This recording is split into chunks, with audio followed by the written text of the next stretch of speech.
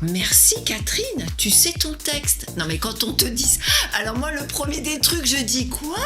Ah mais tu peux pas t'imaginer, les gens ils viennent à des castings, ils ne connaissent pas leur texte. Mais je suis une ancienne commerciale donc j'essaye quand même. Je l'ai en moi, il faut se vendre, ah oui ça c'est évident. Et quand j'ai fait mes premiers pas sur les tournages, j'ai vu que c'était plus précis que ce que je croyais. Si tu fais 50 fois la même scène, ça m'est arrivé, hein, t'as des rôles secondaires, c'est recommence. Waouh, 50 fois la même scène si t'es pas concentré. C'est vraiment une gymnastique particulière.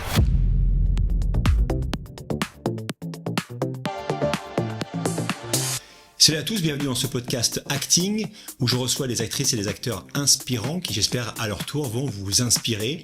Et aujourd'hui je reçois donc une actrice, une autre comédienne inspirante, c'est Cathy Coteau. Bonjour Cathy. Bonjour Eddie. Très bien. Est-ce que tu peux te présenter en quelques mots ? Bonjour, Catherine Coteau, je suis comédienne, j'habite près d'Aix-en-Provence et j'ai 67 ans bientôt. Ok. Comment tu te considères aujourd'hui, comme apprentie ou plutôt comme une actrice pro ? J'ai un statut de comédienne, je pense, mais bon, sinon je me sens toujours en apprentissage, j'espère être toujours en apprentissage, parce que moi l'apprentissage c'est ça qui m'inspire, quoi, qui m'excite. Mais dans n'importe quel domaine. Je veux dire, là, c'est parce que je me suis lancée là-dedans, mais si ça avait été, je sais pas, dans la maçonnerie, c'était pareil, c'est toujours d'apprendre. Je trouve que c'est bien d'apprendre. Et justement, c'est positif. Depuis combien de temps t'es actrice et qu'est-ce que tu faisais avant ? Alors, ça fait 13 ans, parce que j'ai regardé, parce qu'on oublie avec le temps. Ça fait 13 ans, et avant, ça n'a rien à voir. J'étais commerciale dans une compagnie d'assurance. Je fais de la gestion financière.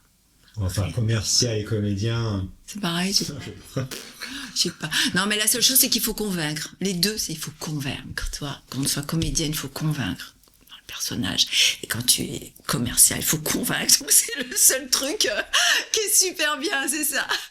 Est-ce que tu peux me dire à quel moment précis, si tu te souviens, du déclic ? À quel moment tu as eu envie de faire ça ? Alors ça, c'est la question... J'ai réfléchi un petit peu. En fait, j'ai toujours joué. Quand on est comédienne, on joue. Donc j'ai toujours, ça date, comme tu disais tout à l'heure, de l'enfance. Jouer, créer des personnages, même avec des poupées, quand tu joues à la poupée. Tu crées des histoires, tu crées des personnages. Donc jouer, ouais, toujours jouer. Alors, le déclic... pas forcément l'acting avec la caméra, parce que moi, au début, j'étais plus attirée par le théâtre. Mes parents m'ont emmenée au théâtre. Effectivement, ça m'a impressionnée, quoi. Le théâtre, voir des gens en 3D, tu vois, en 3D qui sont là et qui jouent des histoires et tu rentres dans leur histoire sans être avec eux. Tu vois, t'es dans leur histoire, mais tu les regardes, mais presque tu vas les toucher, quoi. Ça, je trouvais ça super. Ça m'a vraiment, c'est vraiment la première chose qui correspondait à ma façon de jouer en tant qu'enfant, en fait. Parce que tu mets des choses. La caméra, pour moi, c'était plus mystérieux, comment te dire, c'était plus visuel, donc plus lointain. C'est du visuel, c'est quelque chose de plus magique, de plus impalpable. Alors, ça me semblait très loin, très très loin de ce que je pouvais faire. Tu vois, parce que c'était derrière un écran, je me demandais comment ça se passait derrière avant de voir comment ça se passait, mais bon, voilà, et ouais, après c'est de la curiosité. Pourquoi je suis venue de l'acting ? Alors j'ai commencé du théâtre, ok, ça parce que c'est le hasard. Ouais. C'est le hasard. Quelqu'un qui m'a dit, quand j'étais gamine, j'en ai fait du théâtre. Après je suis passée à autre chose. Donc puis un beau jour ça m'a rattrapée. Elle m'a dit, tu veux essayer ? Je dis ouais, pourquoi pas. Puis j'ai retrouvé le plaisir et tout. Donc je suis repartie là-dedans. Et la caméra, c'est vraiment par la curiosité. Je me suis dit, tiens, est-ce que c'est la même façon de jouer ? Est-ce que je vais apprendre autre chose ? Et la réponse est oui. Et voilà. Pourquoi le jeu de la caméra ? Qu'est-ce qui t'attire dans le jeu caméra par rapport au théâtre ? Alors, la caméra, avec la caméra, je l'ai pas su tout de suite. Au début, ça me plaisait pas tellement. Je trouvais ça particulier. Mais j'ai appris à trouver une intériorité que j'avais pas en jouant sur une scène traditionnelle en 3D, quoi, quand t'es face au public. Ouais, une intériorité. Tu sais pourquoi? C'est pas compliqué, c'est simplement parce que j'ai compris que t'as l'œil de la caméra, et c'est super important, l'œil de la caméra. C'est un travail entre toi et l'œil de la caméra, en fait. Parce que la personne qui est derrière son œil de caméra, elle va chercher exactement ce qu'elle veut. C'est-à-dire, si t'as une larme qui coule, c'est plus intérieur. Je veux dire, elle va faire un gros plan sur la larme qui coule, ou sur le couteau qui est sur la table parce qu'elle sait qu'après quelqu'un va poigner. Tu vois ce que je veux dire? C'est la caméra qui fait le travail. Donc toi, c'est plus intérieur. T'as pas besoin de montrer comme ce que tu peux faire quand t'es sur une scène de théâtre. Parce que au théâtre, en fait, c'est le public qui fait l'œil de la caméra. Il choisit ce qu'il veut. C'est-à-dire, toi, tu peux voir si ça l'intéresse pas ce que tu es en train de dire. Autant il va regarder... Non, mais c'est vrai. Il va regarder le décor. Ou, je sais pas, toi, tu parles, il va regarder l'autre... un des personnages qui est là, qui se gratte là. J'en sais rien. Le public peut être attiré par... Tandis que la caméra, elle te dirige. Et c'est pas pareil. Et donc, du coup, ça te permet de travailler plus intérieur. Si on continue dans le jeu caméra, quel est ton rapport au scénario? C'est super important, le scénario. C'est pas le scénario, comment tu crées ton personnage. Si tu sais pas où tu vas, qui tu es, tu peux pas mettre de couleur à ton personnage. Faut connaître le scénario. Le problème, c'est ça, souvent, on te donne des petits rôles. Moi, j'en ai des petits rôles. Tu connais pas la fin, tu connais pas le début. Faut y aller comme ça, tâton. C'est un peu bizarre. En plus, moi, j'ai écrit. Alors, tu me demandes le scénario aussi. Pour moi, c'est vachement important, le scénario. Même quel que soit ton personnage, faut savoir comment tu vas te fondre dans l'histoire par rapport aux autres personnages. Même si t'as un petit rôle de rien du tout, faut quand même savoir... si, je trouve que c'est super important. En plus, c'est intéressant. Enfin, c'est... Déjà que par rapport au théâtre, c'est un produit pour le comédien qui est pas fini, si tu veux. Si tu as un rôle, moi j'ai fait que des petits rôles, hein, j'ai pas eu un rôle hyper important. Donc quand tu as un petit rôle, ça permet d'avoir l'impression d'avoir une cohésion avec toi-même. Sinon, bon, faut juste que je fasse attention parce que j'aurais tendance à vouloir poser des questions. Il faut pas trop en poser des fois. Mais bon. Et pourquoi pas? Quelle question tu vas poser? Non, alors, pour le personnage, ça m'est arrivé là, hein, récemment. Bon, ça va que le gars était d'accord avec moi, mais je connaissais pas ce réal. Je suis allée quand même en Aquitaine j'ai baratiné, j'ai dit que j'habitais là-bas. Enfin bon. Et effectivement, il y avait une scène, je comprenais pas. Il y avait deux phrases. Alors, cette fameuse phrase que tu vois dans les films là, mais qui avait rien à voir c'était soyez pas du tout ce que tu crois. Tu connais cette phrase?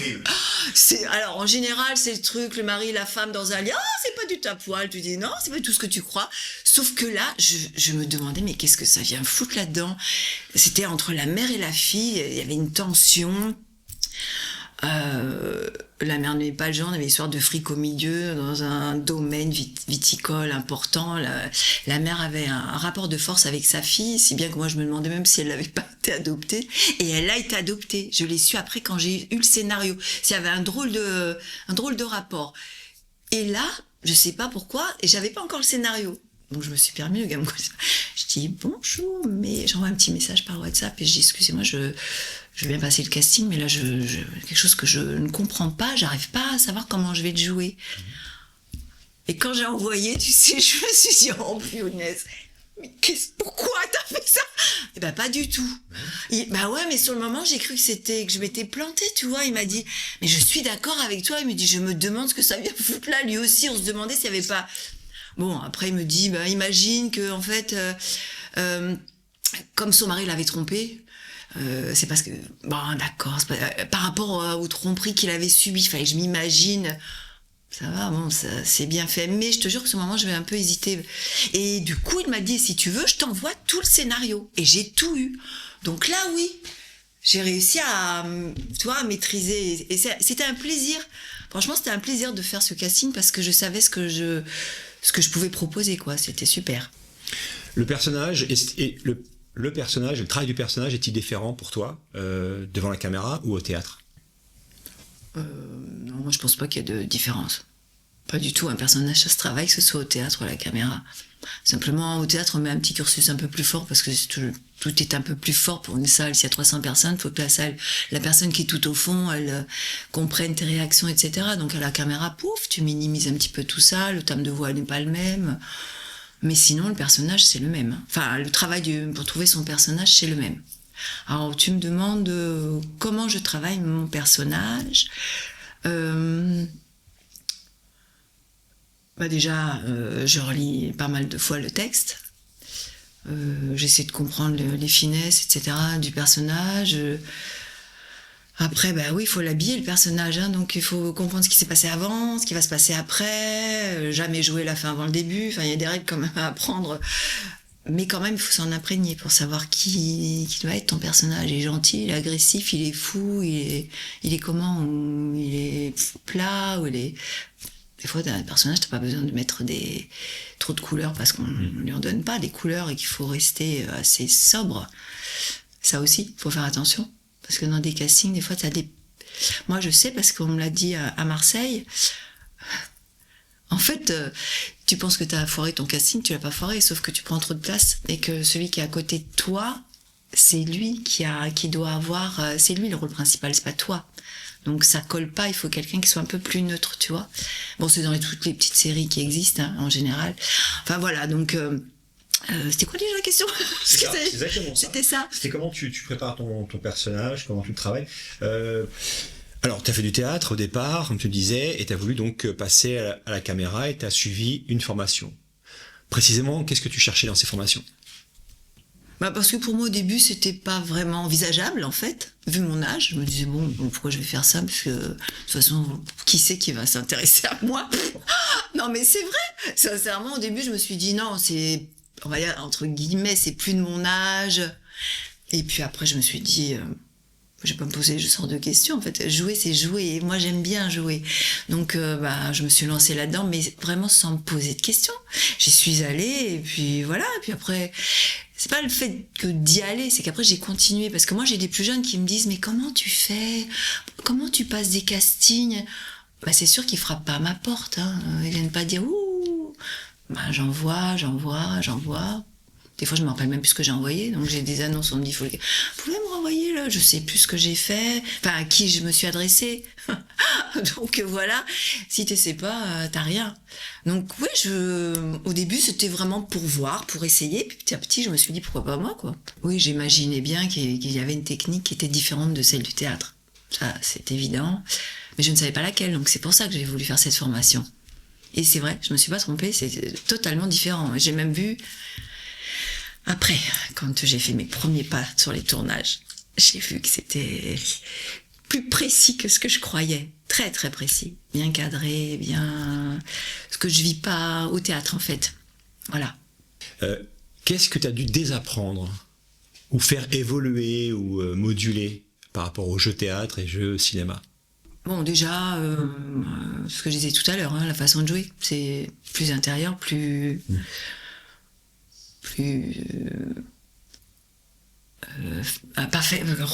renfermé, on est un peu plus dans une bulle que sur une scène de théâtre, en fait. Je trouve que c'est un peu plus feutré, voilà, c'est le terme qui me revient.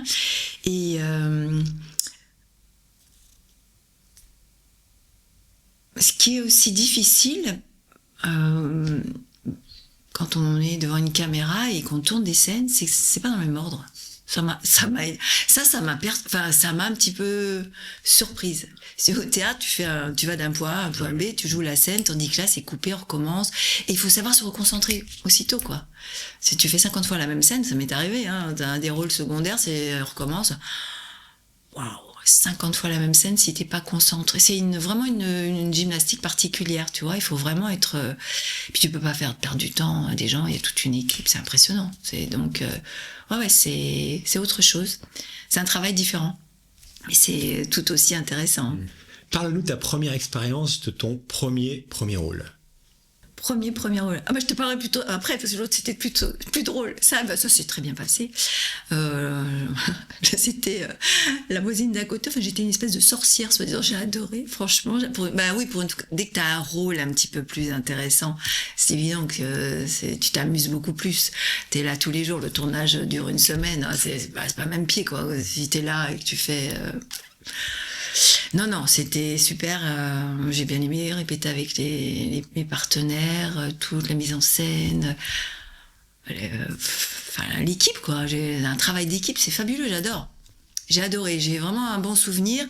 Petit souvenir, c'est que j'avais tout le temps envie de bouger. C'est une petite anecdote. C'est que j'avais envie de bouger, que le réal est obligé de... Cathy, arrête de bouger, ne bouge pas, reste là, ne bouge pas. Non.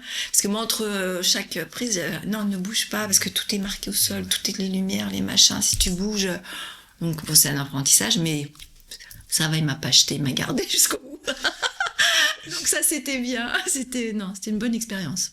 Est-ce que tu penses qu'il y a plus de... Il y a pas de... C'est pas cette question-là, mais elle me vient comme ça. Est-ce que tu penses que c'est plus stressant d'avoir un premier rôle ou d'avoir un petit rôle comme ça et t'arrives, paf, et tu t'en vas? Non, non. Je dois pas avoir de talent, comme disait Louis Chauvet, parce que j'ai pas de trac, donc j'ai pas trop ça doit être ça, en fait. Non, j'ai pas ça, ni au casting, mais je connais pas. Je connais les petits papillons, là, les trucs, tu vois, mais je sais pas si c'est ça qu'on appelle le trac. Le trac, c'est perdre ses moyens. Moi, c'est juste tu vois, tu peux avoir le trac et tu perds un peu tes moyens. Il y a des gens qui ont des trous, des machins, ça, c'est le trac. Mais si t'as un petit peu... Moi, c'est une excitation, quoi. Que ce soit un petit rôle, un rôle plus important, pour moi, c'est pareil. Je prends pas le même plaisir, au contraire, c'est une frustration, parce que, hop, c'est fini, quoi. Ben, merci, Catherine, allez, à la prochaine. Au revoir, puis tu vois toute l'équipe qui reste là, tu t'en vas, ouais. T'as envie de pleurer. Je me suis même amusée à dire, parce que j'ai fait une apparition dans Les Lyonnes, la série Netflix avec d'Olivier Rosenberg. J'ai même dit, comme il va recréer d'autres personnages. C'est une série qui va perdurer un petit peu dans le temps parce qu'elle marche bien. Et moi, je suis la femme de la mère de Jonathan Cohen. Et j'étais dans un des personnages. Et en partant...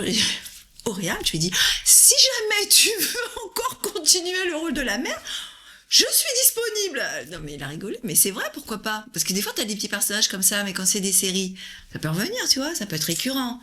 Non, j'ai fait 2 fois. Une fois sur Ici tout commence, le gars il m'a dit, ouais, pourquoi pas, je sais plus ce que c'était. J'étais une voisine qui s'occupe de tout, tu sais, concierge, quoi. Donc j'ai dit, ça peut être... Je me suis dit, tiens, peut-être dans une autre... partie du scénario, je peux continuer à revenir, fouille merde, machin. Et ouais, j'ai quand même dit, et les gens le prennent bien. Hein. Donc bon, il faut savoir rester à sa place, mais si tu fais penser un petit peu à toi, pourquoi pas. Là, ce que tu dis, c'est important, c'est une notion hyper importante dans le fait qu'on doit tout le temps se vendre. Ouais, c'est ça. Et je suis une ancienne commerciale, donc j'essaye quand même. Ça, c'est ce que j'ai appris de ma première partie de vie. Donc ça, je l'ai en moi, il faut se vendre. Ben oui, ça, c'est évident. Ah oui, attends, la petite anecdote. Alors, je veux juste la petite anecdote parce que ça, c'était vraiment le premier tournage. C'était dans une série Candice Renoir. Tu connais pas si tu regardes pas la télé. Tu connais Candice Renoir? Bien, je devais être figurante. Donc c'était vraiment, voilà, tu arrives, tu débarques sur un tournage, sauf que, on arrive deux femmes comme moi, petit tailleur, style BCBG, et donc le réal dit, il a pas le temps, mais bon, c'est qui doit faire celle qui passe avec le dossier? La figure, c'était moi. Alors il avait sûrement pas le temps parce il nous a regardé toutes les deux, il a dit non, en fait c'est toi qui vas passer avec le dossier, donc moi je ne passais plus avec le dossier, moi j'avais le rôle. Il dit, toi tu te mets derrière le comptoir et tu reçois, il commençait à me dire, mais moi j'avais pas appris le rôle ni rien. Le premier truc, je te jure, alors il y avait un comptoir, c'est la première et dernière fois que j'ai fait ça, mais c'est incroyable. C'est pendant que je parlais, j'avais tout le corps qui était très zen, pendant que je faisais ce qu'il m'avait dit, et le bas, en dessous le comptoir, j'avais les jambes qui faisaient... Je tremblais, j'avais le corps en 2 parties en fait. Ça s'est fait tellement vite que j'ai pas eu le temps de me dire, j'ai un stress qui m'est arrivé, il a fait pouf, on zappe, toi tu te mets là, toi tu te mets, bon tu vas parler, c'est pas grave, t'inquiète pas Catherine, t'inquiète pas, ça va, tout va bien aller, je me suis réconfortée, mais ça s'est fait tellement vite, mais c'est extra quoi. Et du coup j'ai pas eu même salaire et tout, trop contente. Ça c'était vraiment le premier truc qui m'est arrivé, c'était génial, voilà. Tout gagné là. Ouais. Justement, quand tu regardes tes premières scènes justement en plan filmé, de ces moments-là, de cette époque-là, ou même court-métrage, tout le début, hein, ouais. Et que tu regardes aujourd'hui ce que tu as fait au bout de 13 ans, ouais. Qu'est-ce que tu as envie de dire à la Cathy de l'époque? Enfin, c'est quoi l'analyse que tu te fais? Qu'est-ce qui saute aux yeux? Quelle erreur débutant, par exemple, tu vois faire? Bah oui. C'est à ceux qui te regardent et qui t'écoutent. Ça, on le voit pas mal. Enfin, moi, je fais l'initiation théâtre avec des jeunes, donc je vois ce que j'ai fait.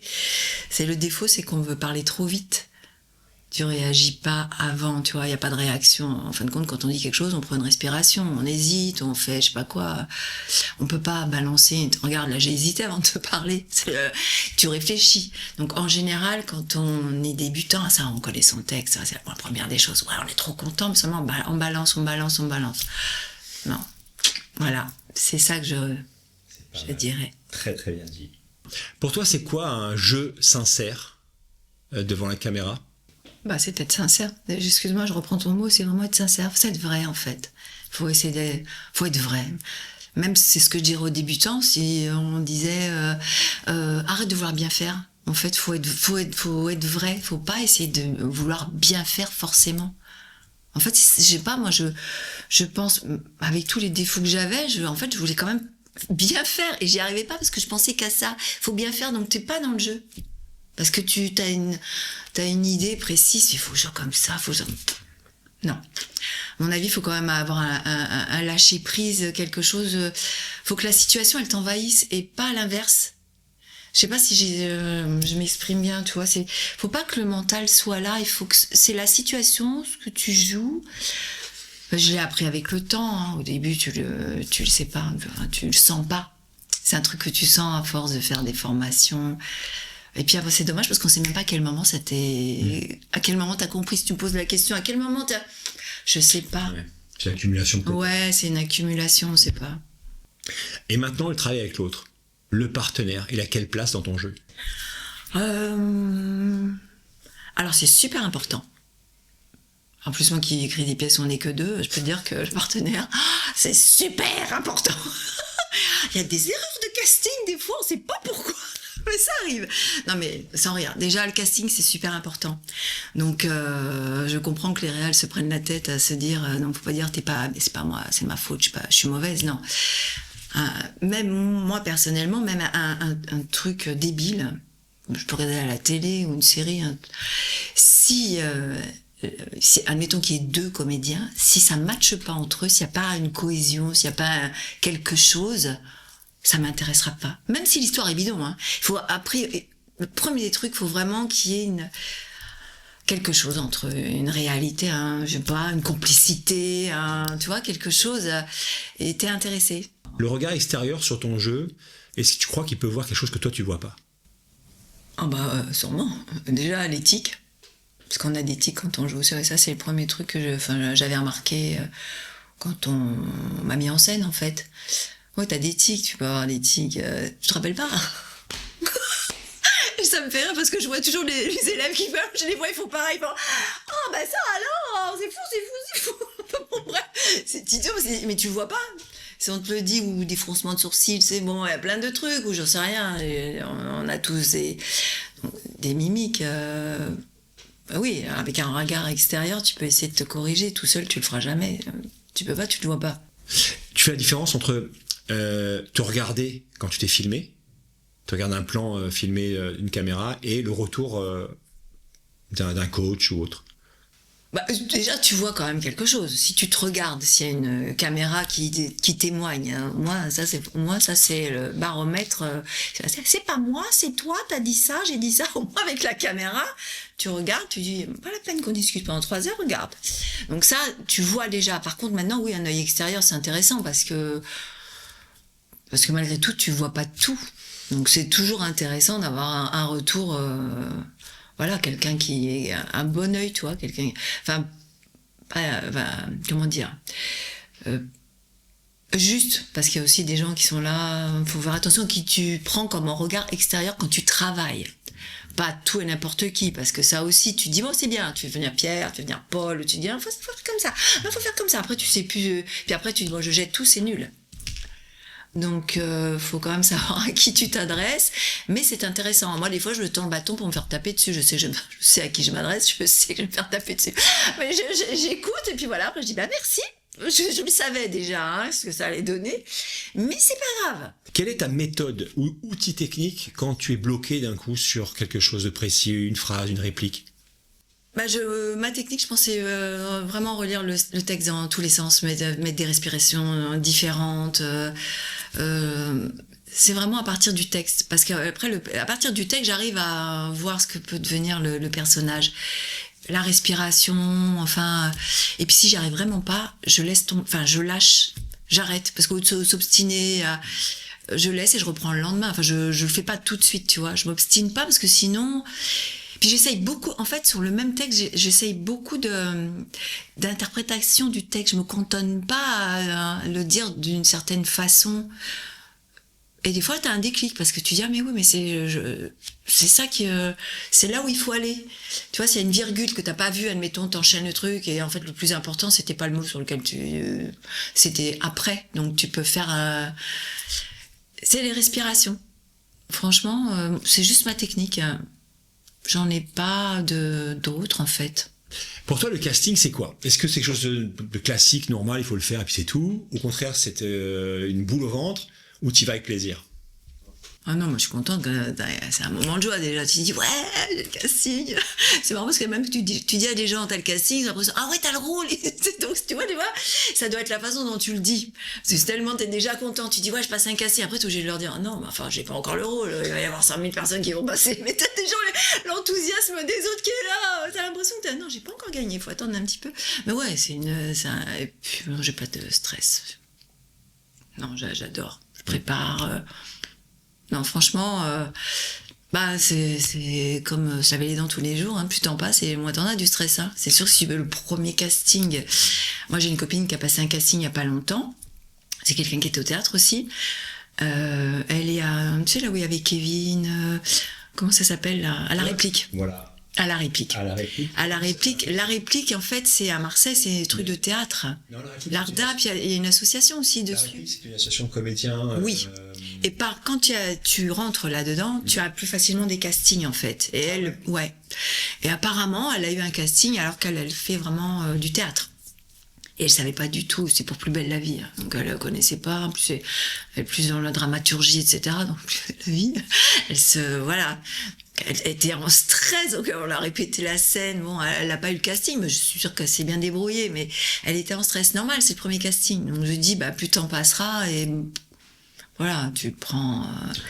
Donc grosso modo, tu peux dire à des débutants, en fait, n'attendez pas de plus avoir de stress pour passer les castings. C'est passer les castings, vous aurez plus de stress. Exactement. Et plus t'en passes, même n'attends pas d'avoir le rôle... Oh, ça m'intéresse pas, quoi. Parce que t'as aussi des gens qui... Non, j'ai entendu des gens, je le dis, des comédiens, non, je ferai pas ça, cette série de... Non, c'est nul, ce machin, c'est... voilà. Non, voilà. Donc je dis, allez-y. C'est un entraînement, le casting, c'est tout. C'est un entraînement comme si tu faisais de la course à pied tous les matins, tu prends tes godasses et puis hop, tu vas, tu cours, t'as un entraînement. Après, effectivement, il n'y a plus de stress parce que tu es entraîné. Et puis aussi, c'est un entraînement à la résistance à la frustration parce que c'est très frustrant quand on te dit... Oh, je suis désolée, ils sont sympas d'ailleurs. Le marqué réel, super. Le directeur de casting, il t'envoie un petit mot. Moi, j'ai toujours eu une réponse. Je trouve qu'en général, ça aussi, faut arrêter de penser que ce sont des méchants ou des... Non, je trouve qu'il y a un côté humain. Alors, je sais pas, peut-être aujourd'hui, je sais pas ce qui s'est passé il y a 30 ans en arrière. Moi, quand j'ai débuté, j'entendais un peu, ouais, on me traite comme de la merde et tout. Moi, j'ai jamais... Les gens sont respectueux, au contraire, tu te déplaces, souvent merci d'être venu. Enfin voilà, quoi, ils te respectent, ils te donnent rendez-vous. Moi, j'ai pas fait des castings où t'attends avec 50 personnes. À part au théâtre. Si au théâtre, c'est différent, tu attends ton tour. Mais quand c'est pour un téléfilm, une série ou quoi, tu as un rendez-vous. Donc c'est respectueux, je trouve, des gens. Donc à toi aussi d'être respectueux avec eux.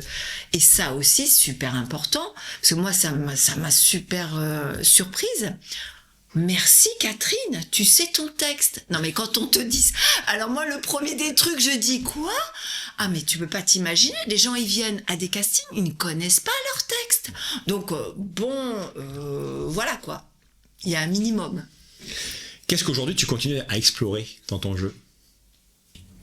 Alors là, j'ai envie de faire des trucs de barge, en fait, j'aime bien ça. Je te jure, des trucs un peu plus... moins lisses. En fait, à force d'avoir des rôles, c'est toujours la même chose. En plus, c'est très drôle. C'est que, tu sais, tu réunis les gens autour d'une table, tu dis, bon alors, tu me verrais dans quel rôle? Alors toi, je te verrais bien assistante sociale, prof, comptable, juriste, avocat... Docteur. T'es toujours dans la même catégorie. Bon, c'est comme ça. C'est mieux que rien. Mais justement, j'aimerais bien faire des trucs de la folie. Ouais, ça. Là, en ce moment, je suis en train de travailler un truc sur la folie. J'adore. j'adore. Enfin, ouais, chercher des choses que j'ai pas encore explorées, en fait. Et c'est ce que je disais, au début, tu as commencé par l'apprentissage. Mais moi, c'est ça, l'apprentissage, c'est continuer des trucs qui m'excitent, quoi, qui m'amusent. Je suis désolée de dire ça parce que c'est un boulot. Je sais que c'est un boulot. Donc, faut pas oublier que, voilà, mais s'il y a pas le plaisir, c'est un des métiers. C'est un des métiers où on peut prendre un pied pas possible, entre comptables, je sais pas quoi, enfin, voilà. Donc, si tu t'amuses pas, fais autre chose. Va élever des chèvres ou va faire autre chose, quoi. Faut vraiment, c'est des métiers passion. Moi, je commence, c'est dur le matin, mais ça fait rien quand on te fait lever pour être prête à tourner au maquillage à 6h du matin, tu tournes à 9h, bon, c'est dur, ça. Mais bon, après, je vois pas le temps passer. Moi, à partir du moment où je joue, je peux être enfermée toute une journée, je vois pas le temps passer. Alors que oui, demande à des gens qui sont dans un bureau. Ah, purée, il reste encore 1 heure. Oh, il reste 3/4 d'heure. Oh, tu vois ce que je veux dire? Donc, non, c'est les métiers passion, ça, il faut profiter.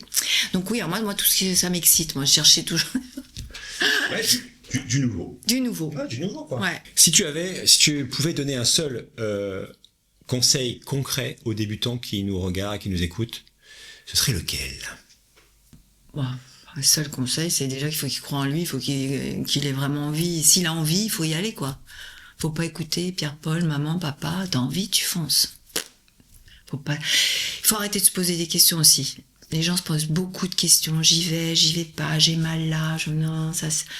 Faut y aller, faut y croire. Ceux qui arrivent, si tu les vois, les vieux comédiens, enfin ceux qui ont réussi, mais ils sont comme toi et moi, hein, et c'est juste qu'à un moment, ils ont dit j'y vais, quoi. J'y crois. Je pense que c'est... Enfin, moi, tu me demandes une chose à dire, c'est vraiment... Après, il y a d'autres conseils à donner, mais bon, ça, c'est la première des choses. Faut vraiment y croire. Donc là, on va faire la conclusion. Je vais te dire merci beaucoup d'avoir été à ce micro. Merci à toi de m'avoir reçu. La conclusion, c'était un plaisir. Tu me parles d'un truc que j'aime. Alors, tu sais, c'est comme si tu demandes à quelqu'un qui a fait les Jeux Olympiques de lui parler de cette compétition. Il va t'en parler pendant 3 heures. Non, c'est un vrai plaisir. Donc, j'espère que ce sera un plaisir aussi de prendre ce que j'ai donné comme petite information et que chacun pourra... voilà, se l'approprier ou réfléchir. Parce que des fois, ça permet juste de réfléchir. D'ailleurs, tes questions, ça me permet de réfléchir. Parce qu'en fait, on avance, mais des fois, on ne se pose pas le temps de faire le point. Donc, c'est bien. Super, merci beaucoup. Merci. Et j'en suis sûr que ça va leur plaire. Merci, Eddy. Génial.